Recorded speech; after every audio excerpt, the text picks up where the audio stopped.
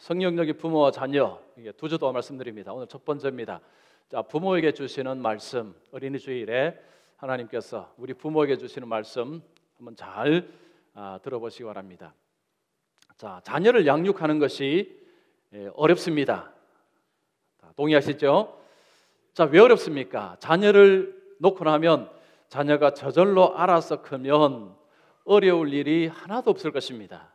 근데 자녀는 그냥 낳기만 놓으면 알아서 크지를 않습니다. 부모의 헌신, 땀, 피, 눈물 그런 것들 가운데서 자녀가 성장을 합니다. 그래서 자녀를 양육한다는 것은 참으로 어려운 것입니다. 자, 자녀를 성공적으로 양육을 했다 이런 표현을 쓴다면 어떻게 자녀를 양육하면 성공적으로 자녀를 양육했다라는 표현을 쓰겠습니까? 자, 세상 사람들이 아니면 우리 한국 사람들이 생각하는 하나의 그 틀이 있습니다. 이렇게 하면 자녀를 잘 양육했다 말하는 틀이 있습니다. 자, 그 틀을 보면 이렇습니다. 일단 공부는 무조건 잘 해야 됩니다. 언제부터 잘해야 됩니까? 초등학교부터, 유치원 때부터로 이야기할까요? 하여튼 학교 다닐 때부터 공부는 무조건 잘 해야 됩니다. 부모가 자녀에게 공부를 잘 하도록 하기 위해서 여러 가지를 돕습니다. 학군도 따라갑니다. 좋은 학군을 찾아서 갑니다. 그리고 아주 좋다는 학원에 자녀를 보내기도 합니다. 그리고 비싼 과외를 붙이기도 합니다. 자녀가 공부를 잘할 수 있도록 하기 위해서는 많은 비용이 들어도 아깝지 않다 하면서 그 비용을 들여서 자녀들을 공부할 수 있도록, 공부를 잘하도록 그렇게 인도합니다. 공부를 잘하는 목적은 하나죠. 명문대학에 들어가는 것입니다. 명문대학에 들어가면 어떻습니까? 졸업을 하면 남들이 부러워하는 직장에 들어가든지 아니면 더 공부를 위해서 유학을 가든지 대학원을 들어가든지 합니다. 그 다음은 비슷한 어떤 배우자를 만나는 거죠. 경제적으로 비슷한 조건을 얻는 그 배우자를 만나서 경제적인 안정을 누리고 그리고 똑똑한 또 손주를 낳는 것. 이 정도 하면 사람들이 생각할 때 참 자녀 양육 잘했다, 잘 키웠다 그런 이야기를 합니다. 자, 그러면 우리 대한민국에서 이렇게 자녀를 키우는 부모님이 얼마나 되겠습니까? 얼마나 될까요? 극소수입니다. 극소수. 대부분의 자녀들은 학교에서 1등을 하지 못합니다.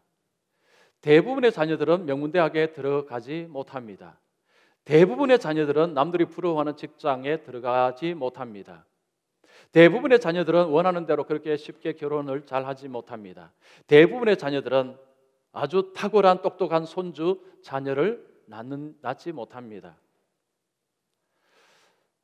그게 현실적으로 마음대로 안 됩니다. 자, 설령 그렇게 했다고 생각합시다. 자, 칩시다. 그러면 자녀 양육 잘하는 것입니까? 예수 믿는 사람이 볼 때는 한 가지가 빠졌습니다. 뭐가 빠졌습니까? 뭐가 빠졌죠? 신앙이 빠졌습니다. 아무리 공부를 잘하고 명문대학을 나오고 남들이 부러워하는 직장을 가지고 그리고 또 결혼을 해서 자녀를 낳고 산다 할지라도 신앙이 없으면, 즉 예수를 모른다면, 신앙 전수가 되지 않았다면 그러면 자녀 양육에 성공했다고 보기가 어렵습니다. 반대로 다른 조건은 좀 부족합니다. 명문대학을 나온 것도 아니고 그렇게 탁월한 직장, 남들이 부러워하는 직장을 가진 것도 아닙니다. 그런데 하나님 앞에 헌신하고 충성하고 잘 섬깁니다. 그러면 참 자녀 잘 키웠다라고 말할 수 있죠? 있습니다. 그렇게 말해야 합니다. 예수 믿는 사람은 그렇게 말해야 됩니다. 자, 자녀를 훌륭하고 아름답게 키운다는 것은 어려운 일입니다. 신앙적으로 예수를 잘 믿는 자녀로 그렇게 성장시키고 양육한다는 것은 생각보다 어려운 일입니다. 우리나라의 그 교회 주일학교 구조가 피라미드 구조입니다. 제일 밑이 유치부, 그다음에 유초등부, 중고등부, 그다음에 청년부, 대학부 청년부입니다. 이게 피라미드 구조입니다. 이건 교회마다 거의 비슷합니다. 이게 뭘 의미합니까? 위로 올라가면 올라갈수록 교회에 점점 덜 나온다는 이야기죠. 다른 말로 하면 가정에서 신앙의 전수가 잘 안 되고 있다는 이야기입니다. 이것이 오늘날 우리 대한민국의 현 주소입니다. 교회 현 주소입니다. 자, 어린이 주일에 하나님께서 우리에게 우리가 자녀를 양육하는 것을 한번 보게 하십니다. 자녀를 지금 양육하시는 분들에게는 하나님이 내가 지금 자녀를 양육하고 있는 그 방식을 한번 살펴보기를 원하고 하나님이 말씀하신 방식에 한번 귀를 기울이기를 말씀합니다. 혹 지금 자녀가 없더라도 앞으로 또 자녀가 생길 수도 있고 또 지금 결혼하지 않으면 앞으로 또 결혼하면 자녀를 또 낳을 수 있습니다. 그래서 우리가 자녀를 양육하는 이런 그 하나님의 말씀에 관해서 한번 깊이 있게 자기 자신을 좀 돌아보고 그리고 내가 자녀라면 또 나는 지금 어떻게 양육받고 있는가 이것도 한번 생각을 해보시면 좋겠습니다. 자, 오늘 한 절 말씀 속에서 바울이 크게 두 가지를 이야기합니다. 먼저 첫 번째는 자녀는 부모의 소유물이 아니다라는 것을 분명히 말씀하고 있습니다. 아비들아 너희 자녀를 노엽게 하지 말고, 자 이렇게 말씀합니다. 아비들아 자녀를 노엽게 하지 말라. 이 말씀을 얼른 들으면 이런 뉘앙스를 줍니다. 아, 자녀를 상전 모시듯이 모시라는 말씀이구나. 자녀에게 나쁜 말 하지 말고 자녀에게 말도 조심하고 그냥 상전 모시듯이 고이고이 모시라는 말씀인가, 이런 뉘앙스를 이 말씀만 보면 생각할 수 있습니다. 그런데 성경 물론 그렇지 않습니다. 성경은 자녀는 가르쳐야 될 대상입니다. 자녀가 잘못했을 때는 매를 따끔하게 대라고 매질하라고 말씀합니다. 잠언 13장 24절 보십시오. 매를 아끼는 자는 자녀를 미워함이라고 했습니다. 매를 아끼는 자는 그의 자식을 미워함이라. 자식을 사랑하는 자는 근실히 징계하느니라. 자, 그 말씀을 보면 자녀를 정말 사랑한다면 매를 대라는 거죠. 요즘 문화는 어떻게 이야기합니까? 자녀에게 매질하는 것을 금기시합니다. 자녀에게 매를 대지 말라고 이야기합니다. 그것은 이 자존감에 피해를 주고 그리고 인권 침해도 있고 아이에게 상처를 준다는 거죠. 그래서 매를 대지 말라는 이야기를 많이 합니다. 자, 자녀를 키워 보신 분들은 알죠. 자녀에게 매를 댈 때는 되어야 합니다. 자, 지금 바울이 그 이야기를 왜 했을까요? 자녀를 노엽게 하지 말라. 자, 거기에 아비드라라는 표현입니다. 아비드라. 이것은 그 당시의 그 문화를 이해해야 됩니다. 그 당시 그 로마 시대는 아버지라는 존재가 가정에서 엄청난 권력자였습니다. 마치 전제 군주하고 별 다를 바가 없었습니다. 아버지라는 어떤 존재는요, 엄청난 권력을 휘두른 존재였습니다. 아이가 태어났습니다. 마음에 안 듭니다. 버렸습니다. 딸이 태어났습니다. 별로 마음에 안 듭니다. 노예로 팔아버렸습니다. 장애아가 태어났습니다. 죽이라고 했습니다. 순종을 하지 않습니다. 저 자식 죽여라. 그러면 죽였습니다. 자식이 일을 시키는데 말을 듣지 않습니다. 묶어놓고 이 밧줄로 묶어서 일을 시키기도 했습니다. 아버지라는 존재는 엄청난 권력자였습니다. 그냥 자기 마음대로 자식을 휘두른 존재였습니다. 자, 그 아버지 밑에서 자란 자녀들이 상처가 어마어마했겠죠. 그들의 가슴 속에 분노가 끓어올랐다는 거죠. 누굴 향해서? 그 아버지를 향해서. 하나님께서 바울을 통해서 그 아버지들에게 말합니다. 자녀를 노엽게 하지 말아라. 자, 그러면 그때 아버지들이 왜 그렇게 했을까요? 이유는 간단합니다. 자식을 자신의 소유물로 생각을 했기 때문입니다. 로마 시대의 부모들, 특별히 아버지들은 자기 자식을 자기 소유물로 생각했다는 거죠. 내 것이기 때문에 내 마음대로 할 수 있다는 것입니다. 내가 죽이든 살리든 내 것이기 때문에 내 마음대로 할 수 있다는 것이 그 당시의 아버지들이었습니다. 자, 그러면 성경은 뭐라고 이야기합니까? 자녀는 하나님의 소유고 하나님이 주신 선물이라고 이야기합니다. 자, 시편 117편 3절 말씀, 자, 띄워주세요. 우리 같이 읽습니다. 시작.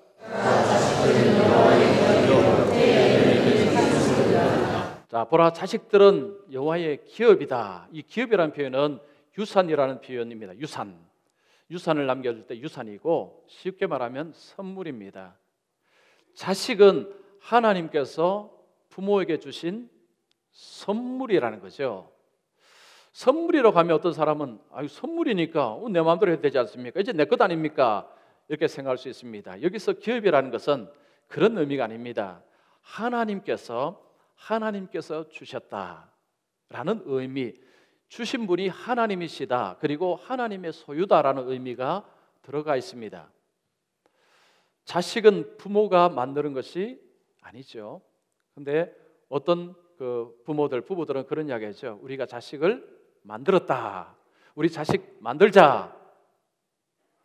부모들이 무슨 능력으로 자식을 만듭니까? 흙을 반죽해서 코에다가 호흡을 불어넣어갖고 자식을 만듭니까? 그러면 자기 것이라 할 수 있습니다. 부모는 자식을 만들 능력도 없고 만들 수가 없습니다. 하나님이 신비로운 창조 사역을 통해서 사람을 만드십니다. 하나님이 부모에게 생명을 주셔서 그 생명을 통해서 그 부모의 몸을 통해서 자녀를 태어나게 하실 뿐입니다. 그 자녀는 자기의 소유가 아닙니다. 자기의 것이 아니라는 말씀입니다. 하나님께서 우리에게 자녀를 주셨을 때 그 자녀를 하나님 앞에 다시 돌려드려야 될 그런 선물로 주셨다는 거죠. 그래서 하나님의 자녀를 하나님 앞에 하나님의 뜻을 따라 양육하고 그렇게 할 때에 하나님이 그 속에 엄청난 보람, 기쁨, 의미, 행복 이런 것들을 그 속에 담아서 우리에게 주십니다. 자녀 양육하는 것이 힘들고 어려운 일입니다. 그러나 그 자녀 양육 안에 하나님이 숨겨놓으신 그 보물이 뭐냐? 바로 기쁨, 감사, 은혜, 행복 이런 것들을 맛보게 하신다는 것입니다. 어떤 부부가 있었습니다. 결혼한 지 10년이 됐는데 자녀가 없었습니다. 예수를 잘 믿는 그런 부부였습니다. 병원에 가서 검사를 합니다. 무슨 육체적으로 이상이 있는지 검사를 하는데 부부에게는 아무런 이상이 없었습니다. 하나님 앞에 기도하면서 자녀를 구합니다. 자녀가 생기지를 않습니다. 그러면서 부부에게 좀 마음의 괴로움이 점점 생기기 시작하는데 남편보다는 아내에게 훨씬 더 괴로움이 심했습니다. 그 아내는 아이가 생기지 않는 것을 하나님께서 자기에게 저주하셨다, 벌 내리신다라고 자꾸 생각을 했습니다. 그러니까 죄책감이 자꾸 듭니다. 무슨 좋지 않은 일만 있으면 하나님이 내게 벌 주셨다, 하나님 내게 저주하셨다, 자꾸 이렇게 생각하는 것입니다. 그러니까 교회를 가도 다른 성도들과 교제를 하지 못합니다. 성도들이 자꾸 뒤에서 수군수군하는 듯한 그런 느낌을 자꾸 받습니다. 실제로 그렇지 않은데 본인이 자꾸 그렇게 생각하는 것입니다. 그러니까 신앙생활 자체가 자꾸 고립이 됩니다. 자, 이 부인이 한나처럼 하나님 앞에 교회 가서 밤에도 가서 막 울부짖습니다. 하나님 자녀를 주시옵소서. 근데 10년이 되어도 자녀를 얻지 못하니 그 아내의 마음속에 하나님을 향한 불만, 원망이 터져나오기 시작했습니다. 남편이 옆에서 아내를 보니까 너무너무 안 되었습니다. 그래서 아내를 위로합니다. 여보, 아기가 생기지 않아도 그냥 우리 둘이 또 행복하게 삽시다 라고 해도 남편의 말을 전혀 듣지를 않습니다. 그러면서 이 부인은 점점 우울해지고 어떤 삶을 살아가는데 가정도 돌보지도 않고 뭐 남편의 어떤 이 형편을 전혀 돌아보지를 않았습니다. 한 번은 부인이 남편에게 그런 이야기합니다. 당신 밖에 나가서 아기 만들어서 와, 이런 이야기까지 합니다. 물론 뭐 진심은 아니겠죠. 자, 그 부인이 점점 이 그런 고통 속에서 그렇게 하니까 남편도요, 어느 날부터 아내가 미워지기 시작하더랍니다. 그러면서 어떤 날은 집에 가기 싫다, 그런 생각이 이제 막 생각이 들기 시작한 것입니다. 자, 그래서 부부가 기독교 상담을 하는 전문 상담가에게 와서 자신들의 이 어려움을 나누고 도움을 구했습니다. 자, 그 상담 이야기를 여러분 잘 들어보십시오. 자, 이런 이야기를 합니다. 예수 믿는 사람들은 누구나 결혼을 하면 이제 아이를 원합니다. 하나님께 구합니다. 하나님께서 자녀를 주신 것은 가정의 엄청난 복입니다. 그 가정을 통해서, 아이를 통해서 기쁨과 감사와 행복을 누리고 살아갑니다. 자, 그런데 성경에는 친자식만 자녀가 아니고 입양된 자녀도 이야기를 합니다. 즉 혈통의 자녀가 아니라 입양된 자녀도 대물림하는 것을 이야기하고 있습니다. 즉 자녀는 친자식뿐만 아니고 입양된 자식도 있다는 거죠. 그리고 예수 믿는 사람은 근본적으로 입양된 삶을 살아갑니다. 예수 믿는 사람은 다 양자입니다. 우리는 하나님 앞에서 양자입니다. 하나님 자녀 아니었는데 하나님이 우리를 입양하셔서 우리는 하나님을 아버지로 부르고 있습니다. 자, 지금 부인께서는 친자식만 지금 가치를 부여하시는데 친자식뿐만 아니라 입양한 자녀도 자녀가 될 수가 있습니다. 자, 그리고 하나님께서는 부인에게 많은 복을 주셨습니다. 여러 가지 은사도 주셨습니다. 근데 지금 부인은 오로지 아기에게만 집착을 하고 있고 그것 안 주시면 마치 아무 복도 안 받은 것처럼 자꾸 생각하시는데 부인에게 주신 복이 얼마나 많습니까? 남편도 있지 않습니까? 가정도 있지 않습니까? 눈을 좀 크게 열어보시고 하나님이 주신 복을 누리시면 좋겠습니다. 자, 그런데 지금 부인을 보니까 부인이 성경적인 가치관이 아니고 부인이 전통적인 가치관을 가지고 있다는 것이 느껴집니다. 이 전통적인 가치관이라는 것은 우리나라 옛날에 보면 이 아기를 낳지 못하면 그 죄를 부인이 다 뒤집어 쓰죠. 뒤집어 쓰고 남편이 밖에 가서 애 낳고 데리고 오는 이런 일들이 있었습니다. 바로 그 이야기를 하는 것입니다. 이 부인이 그런 이야기를 했기 때문에 지금 부인은 하나님의 성경적인 가치관이 아니고 전통적인 가치관에 매여서 있습니다. 성경적인 가치관을 가지셔야 됩니다. 자, 부인이 10년 동안 기도했다고 했습니다. 기도했는데 하나님이 응답해 주지 않으니까 얼마나 답답합니까? 그것은 충분히 이해가 됩니다. 그러나 우리가 기도할 때 하나님은 우리의 모든 기도에 응답해 주시지 않는다는 것 부인이 잘 알지 않습니까? 내가 한 기도에 하나님이 응답해 주지 않았다고 하나님이 불의하신 하나님은 아니지 않습니까? 하나님의 계획은 선합니다. 내 기도에 응답해 주지 아니하실지라도 하나님은 영원히 선하신 분이십니다. 하나님의 계획은 완벽하십니다.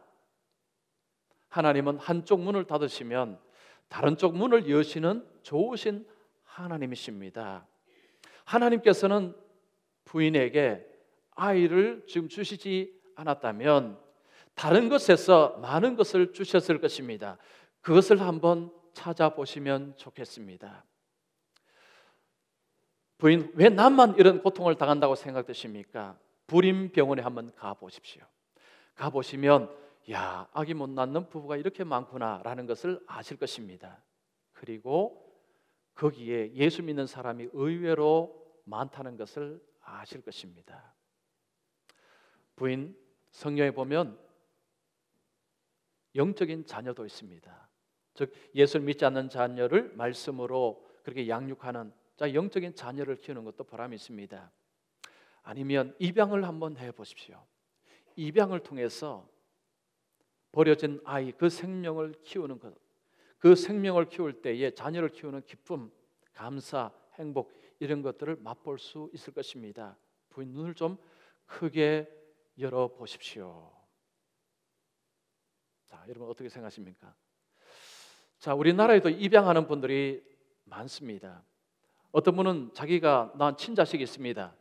그런데 또 입양을 합니다. 예수 믿는 분들 중에 그런 분들이 있습니다. 왜 입양하느냐 하니까 버려진 나를 하나님이 건지시고 나를 하나님의 자녀로 만들어 주셨는데 나도 이 은혜를 생각하며 버려진 아이 생명 한 생명을 건지는 데에 내 삶을 쓰고 싶다는 거죠. 그래서 아이가 있음에도 불구하고 입양을 하는 그런 분들이 있습니다. 그런 분들 보면 참 존경스럽죠. 우리나라가 이 고아 수출로 굉장히 유명합니다. 주로 이제 미국으로 많이 갔습니다. 미국의 크리스찬들 보면요 정말로 놀라운 분들이 많습니다. 백인임에도 불구하고요 우리 같은 동양 아이를 입양을 하기도 하고 그리고 흑인을 입양하기도 합니다.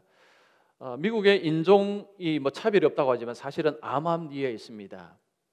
백인이요 흑인이나 아니면 우리 같은 이런 좀 황색 아이를 입양한다는 것은 사실은 엄청난 희생을 각오를 해야 됩니다.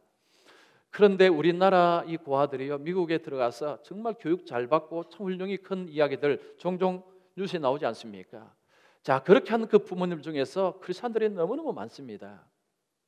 그분들은요 주님의 그 은혜가 너무 고마워서 그래서 잘 모르는 나라, 그 한국이라는 나라, 고려라는 나라에서 그 아이를 입양해서 멋지게 키우는 것입니다. 자, 그들에게 자녀과는 도대체 어떤 관이겠습니까? 제가 어떤 책을 보니까요, 그 부부가 결혼을 해서 자녀를 낳았는데 장애아를 낳았습니다. 근데 부부가 하나님 앞에 이렇게 기도합니다. 하나님, 감사합니다. 우리 부부를 하나님이 사랑하셔서 이 장애아이를 보내주셔서 감사합니다. 하나님의 특별한 뜻이 있는 줄을 믿습니다. 맡겨주신 이 아이 잘 키우겠습니다. 하나님, 이 아이를 키울 때 좀 힘든 일이 많을 것입니다. 하나님 힘을 주시고 하나님 은혜를 주시옵소서. 여러분, 이런 기도가 어떻게 가능할까요? 오히려 이런 기도가 더 상식적이지 않습니까? 하나님, 어떻게 이러실 수 있습니까? 내가 무슨 죄를 지었기에 어떻게 이런 아이를 우리 집에 보내실 수 있습니까? 이런 기도가 훨씬 더 쉽지요. 그런데 자, 이 부부는요, 엄청난 기도했습니다. 하나님, 감사합니다. 그 부부에게 자녀관이 어떤 관이겠습니까? 소유물 아닙니다. 하나님께서 맡겨주셨다는 거죠. 정직이 관점입니다. 하나님께서 우리 가정에 이 아이를 맡겨주셨기 때문에 이 아이를 멋지고 훌륭하게 키우겠다는 이런 사명감을 가지고 있습니다. 요즘 우리나라의 이 부모 자식 폭행 그 기사들이요, 종종 자주 나옵니다. 그 아동들 폭행할 때 폭행의 주 원인이 부모인 경우가 많다고 합니다. 폭행을 하고요, 또 아버지는 딸을 성추행, 성폭행한 일도 비일비재하게 일어나고, 그리고 심지어는 자녀를 폭행해서 숨지게 하는 사건들도 일어나고 있습니다. 그분들에게 자녀는 어떤 존재입니까? 마치 자기 소유물이죠. 내 것이니까 내 마음대로 할 수 있다고 생각하는 것입니다. 성경은 우리에게 자녀를 그렇게 말씀하지 않습니다. 자녀는 내 것이 아닙니다. 자녀는 하나님의 것입니다. 하나님의 소유물입니다. 우리 집에 맡겨주셨습니다. 자, 여러분 어떻습니까? 지금 내 자녀를 어떻게 바라보십니까? 소유물이라고 생각을 하지 않지만 키우는 모습이 보면 소유물처럼 키우지는 않습니까? 우리 한국의 부모님들은 대리 만족하는 스타일로 자녀를 키우는 분들이 많습니다. 내가 못했기 때문에 너는 해야 된다. 너는 반드시 이걸 해야 된다. 너는 의사가 돼야 된다. 너는 변호사가 돼야 된다. 이런 부모님들이 적지 않습니다. 자녀를 자기 소유물로 생각하는 것입니다. 자, 지금 자녀를 양육하는 자신의 모습을 한번 보십시오. 보셔서 나는 지금 내 자녀를 어떻게 양육하고 내 자녀는 부모가 나를 어떻게 키운다라고 생각을 할까?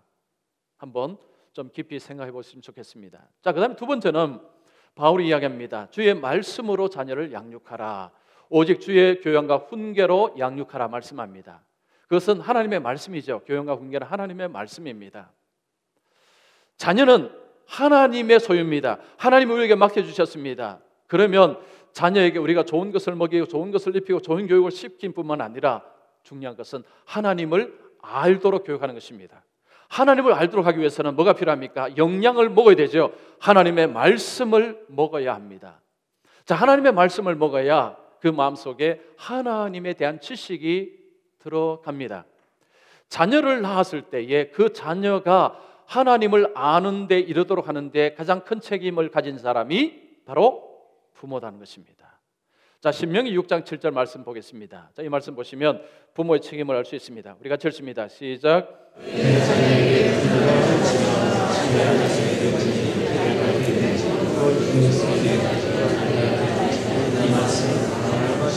자, 내 자녀에게 부지런히 가르치며 집에, 자, 집이라는 표현에 한번 초점을 두시기 바랍니다. 집에 앉았을 때든지 누워 있을 때든지 일어날 때든지, 즉 집안에서의 어떤 모습이죠. 자녀에게 말씀을 가르치라. 누구에게 주신 말씀입니까? 부모입니다. 부모는요, 자녀에게 영적인 것을 가르치는 무한 책임을 가지고 있습니다. 부모가 가정을 어떤 가정으로 만드느냐, 어떤 분위기로 만드느냐에 따라서 영적으로 하나님을 섬기는 자로서 커갈 수도 있고 아니면 비신앙인으로 커갈 수도 있습니다. 그 중요한 토대가 뭐냐? 가정이라는 거죠. 가정. 이 가정이라는 토대 속에서 어떻게 무엇을 먹느냐, 무엇을 섭취하느냐에 따라서 비신앙인으로 자라날 수도 있고 신앙인으로 자라날 수도 있다는 것입니다.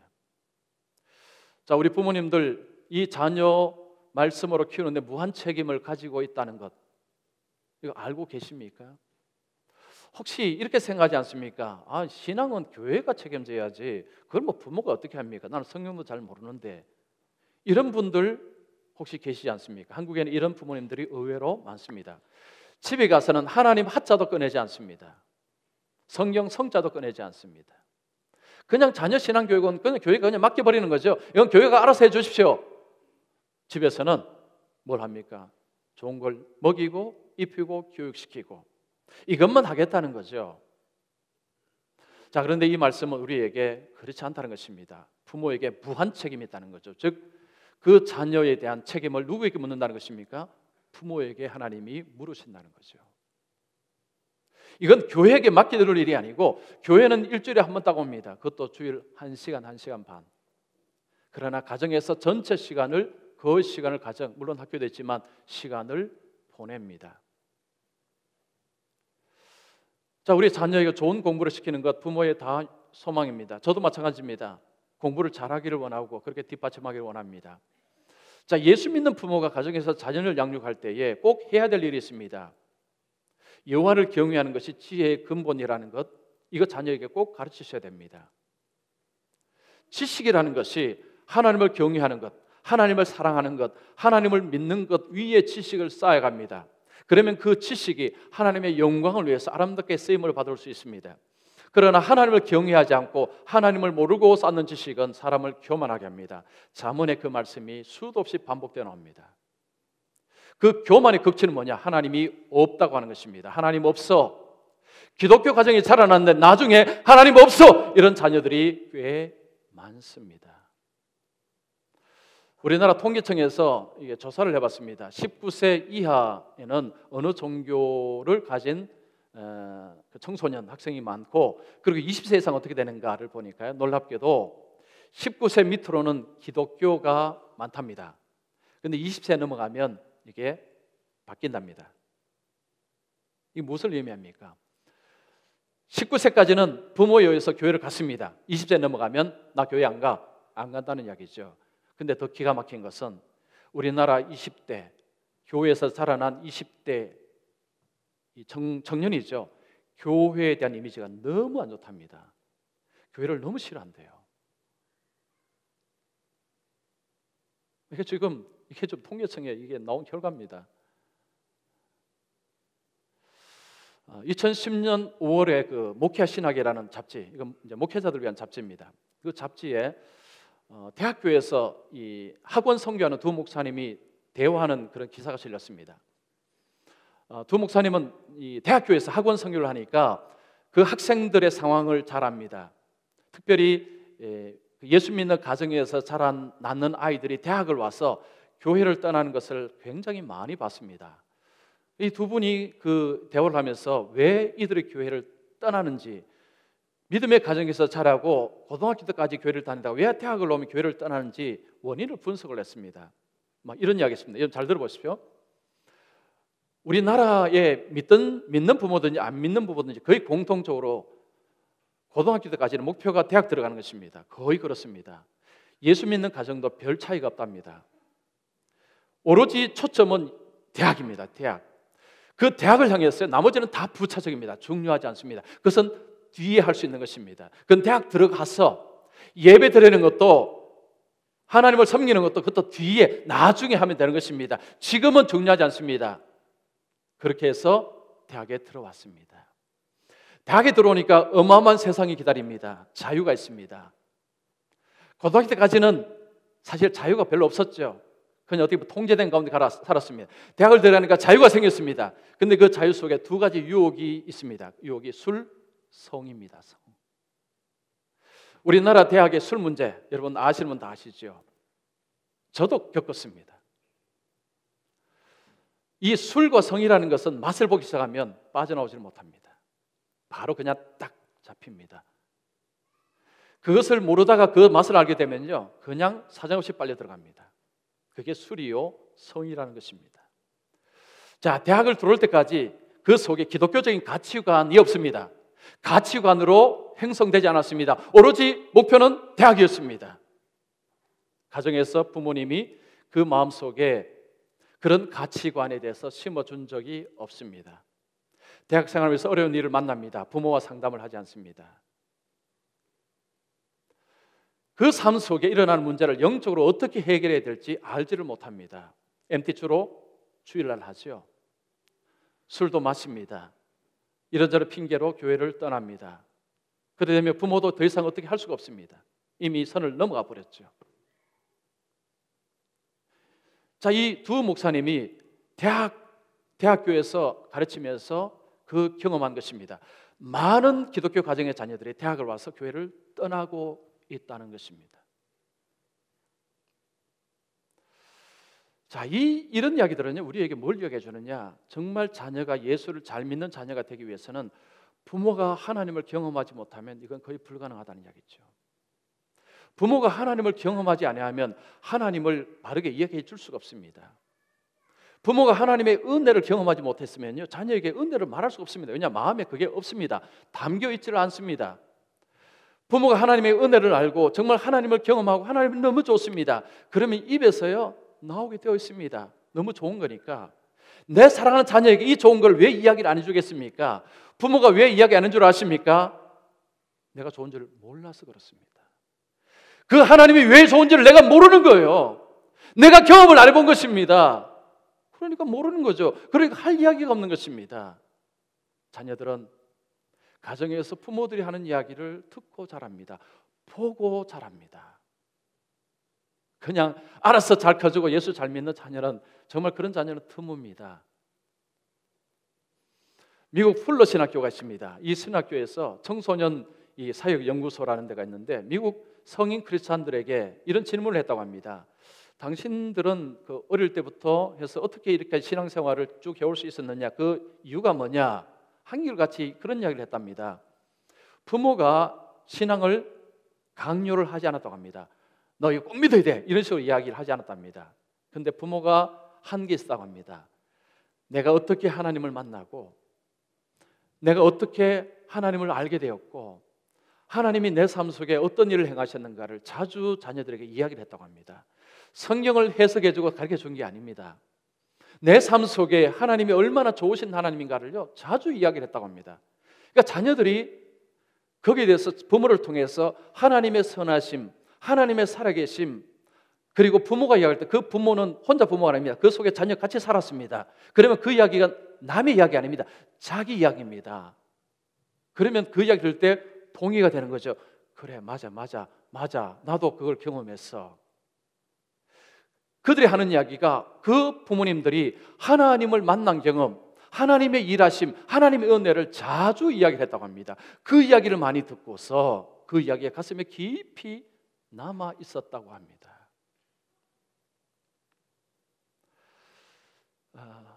제 이야기를 가급적 안 하고 싶은데요.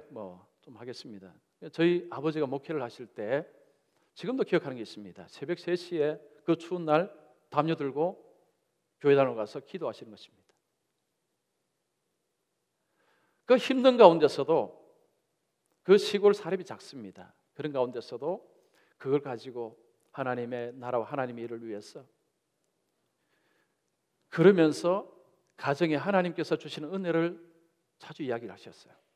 그걸 제가 직접 경험했지 않습니까? 그게 사실은 엄청났습니다. 어마어마합니다. 상상을 초월할 정도로 어마어마한 회복만큼의 어떤 의미가 담겨져 있습니다. 목사들이라고 자연스럽게 신앙생활 잘하는 것은 결코 아닙니다. 어떤 한국의 그 어머니는요, 자녀가 고등학교 2학년 되니까 막 빗나갑니다. 말을 안 듣습니다. 교회를 안 가고 합니다. 그래서 어머니가 장문의 편지를 썼답니다. 편지는 굉장히 진심을 담죠. 아들에게 그 엄마가 만난 하나님의 이야기를 어릴 때부터 쭉 썼답니다. 그러니까 장문의 편지를 쓴 거죠. 그 편지를 써서 그 아들에게 줬는데 아들이 그 편지를 읽고서는 돌아왔다고 합니다. 그 편지를 통해서 뭘 봤습니까? 하나님을 봤습니다. 그 어머니는 남의 어머니가 아닙니다. 자기 어머니입니다. 그 어머니가 하는 이야기가 거짓말이 아니라는 것을 자기도 알죠. 그래서 돌아왔다고 합니다. 그래서 자녀를 하나님 앞에서 하나님을 잘 섬기는 자로 세운다는 것은 정말 쉬운 일이 아닙니다. 자, 그러다 보니까 오늘날 또 이런 현상이 일어나고 있습니다. 이게 자녀 양육하기 너무 힘들고 비용이 많이 드니까 자녀를 낳지 않는 이런 부부들도 많아지고 있답니다. 우리나라에 그런 부부들이 많아지고 있답니다. 자, 이유는 굉장히 현실적이죠. 지금 서울의 전세, 이건 뭐 어마어마합니다. 뭐 집값 전세가 이제는 뭐 별 차이가 없습니다. 이 결혼을 한 두 부부가 부모님이 뭐 유산을 많이 물려줄 모르겠지만 젊은 부부가 결혼을 해서 맞벌이를 하고 돈을 모아야 합니다. 그래도 전세값 따라잡기가 쉽지 않습니다. 그런데 언제 아이를 낳습니까? 뭐 우리나라 복지가 좋아졌다 하지만 사실은 아직도 많이 부족하죠. 현실적으로 자녀를 낳을 수 있는 여건이 안 된다는 거죠.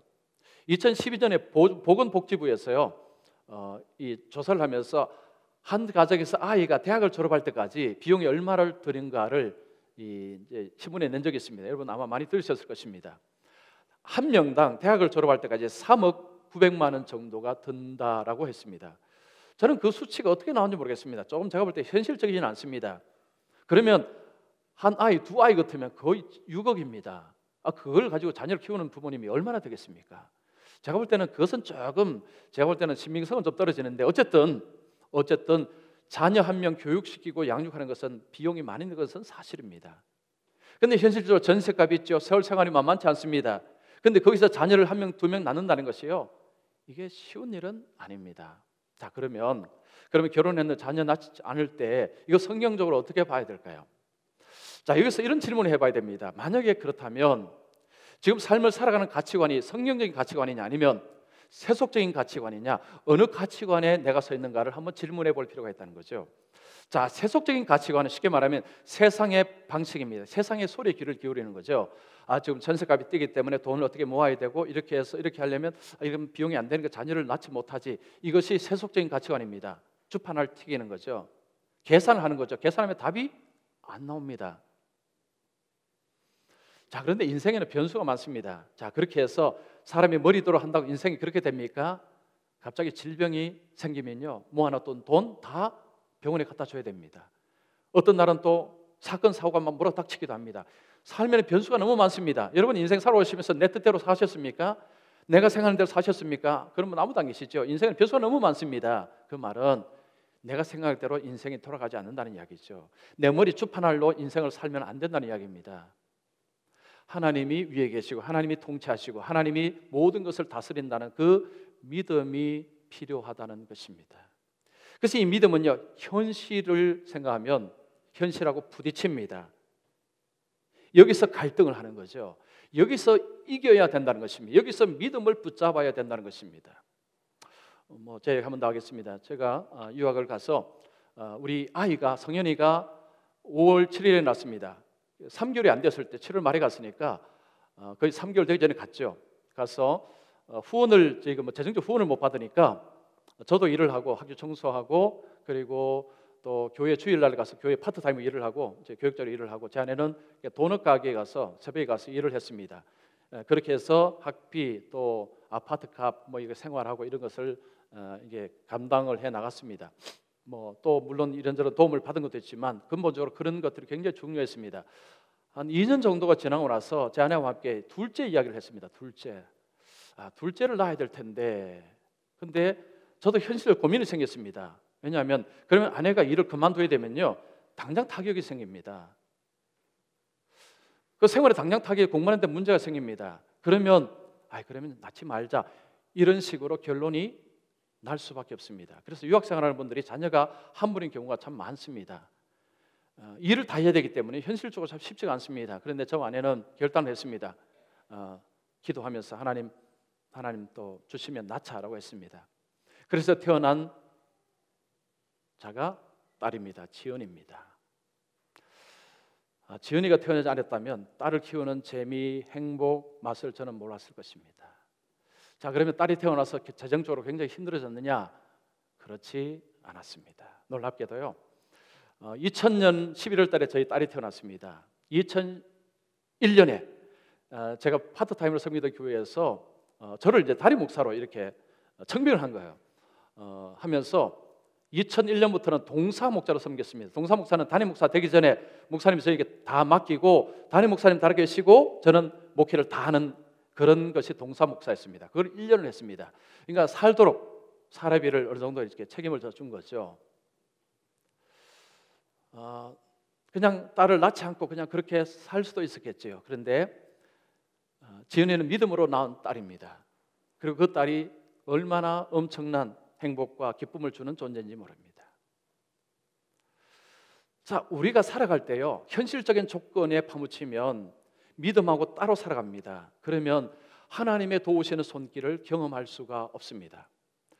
지금 우리나라에 이 살아있는 우리 어르신들 보면요, 옛날에 전쟁통에 태어나신 분들 계십니다. 지금 그 젊은 사람의 시각을 보면 정말 무대책으로 자녀를 낳았습니다. 그런데 한 명 낳았습니까? 5명 기본이죠. 8명, 9명도 낳습니다. 50년, 60년대 가난한 나라였습니다. 근데 그때 어떻게 9명, 8명을 낳았습니까? 너무 대책이 없었습니다. 자, 그런데 그때 부모님들의 믿음이 있었어요. 그 믿음이 뭔지 아십니까? 아이는 놓으면 자기 먹을 것을 가지고 태어난다. 그런 이야기했죠. 근데 그 믿음은 도대체 무슨 믿음입니까? 그건 성경에 있는 믿음은 아닙니다. 근데 아마 경험상에서 부모님들이 그런 생각을 한 것 같습니다. 그 덕분에 존재하시는 분들이 아마 많으실 것입니다. 그냥 그때 계산을 해서 낳지 말자 하면 지금 안 계실 분들이 많을 것입니다.